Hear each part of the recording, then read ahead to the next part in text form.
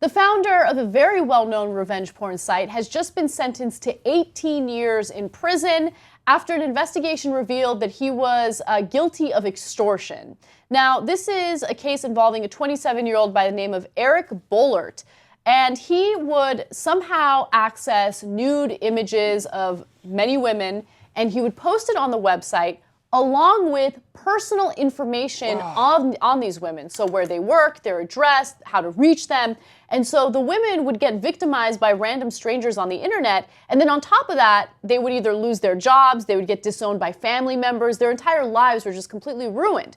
So they would contact Kevin Bollert and they would beg him to please take the pictures down. And what did he do? He basically directed them to a different website and told them that he would take the pictures down if they agreed to pay him a specific amount of money.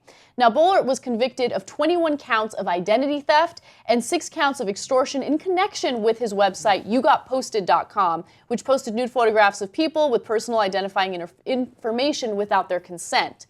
People who approached Bollert to have their intimate photos removed from the site were directed to changemyreputation.com and charged between $250 and $350.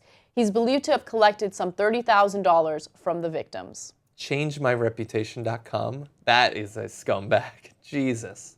So we did the story of Hunter Moore. We did the Hunter Moore story, and he was the founder of Is Anyone Up? And he just got sentenced to prison because he was actually hacking into people's emails and then posting these pictures. Now, in some states, like California, posting these pictures to cause emotional distress and posting these pictures without consent from the woman could actually lead to prison time.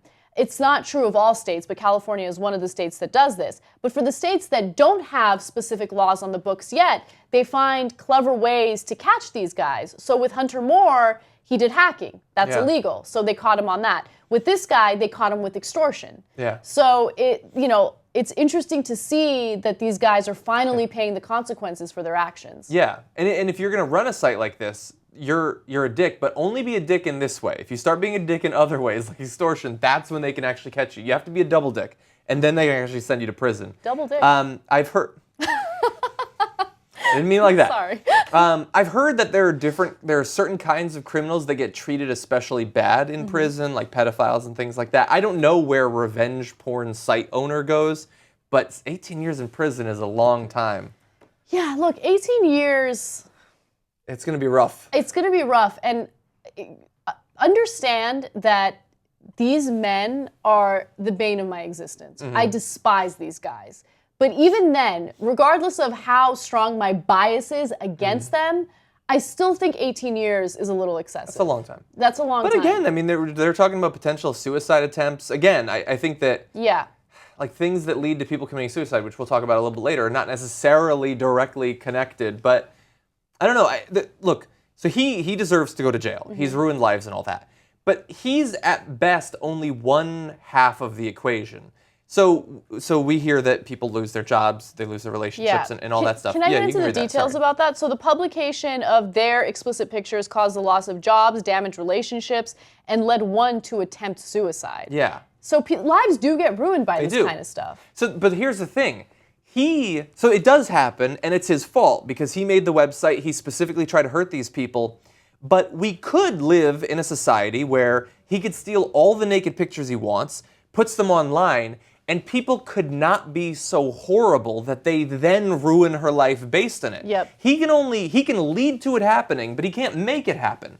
So I hope that at the same time we send guys like this to prison, we teach people that somebody being able to see you naked should not be the end of your life. And if you see someone naked, that doesn't mean that they're a bad person or an immoral person. I totally agree. Don't fucking fire them. Don't ruin their relationships so that their lives don't have to be ruined. It can still be a huge invasion of privacy, but for it to destroy a life, society has to be complicit. They have to be allied with the person who made it possible. I really hope that we evolve in society to the point where it's not that big of a deal. To be naked. Someone took a naked picture or took a picture in even a compromising position while they're naked, whatever, right? Yeah. Like, it shouldn't be a firing offense. Like, no one should think to themselves, oh my God, this person that I've employed has sex and there's a record of it.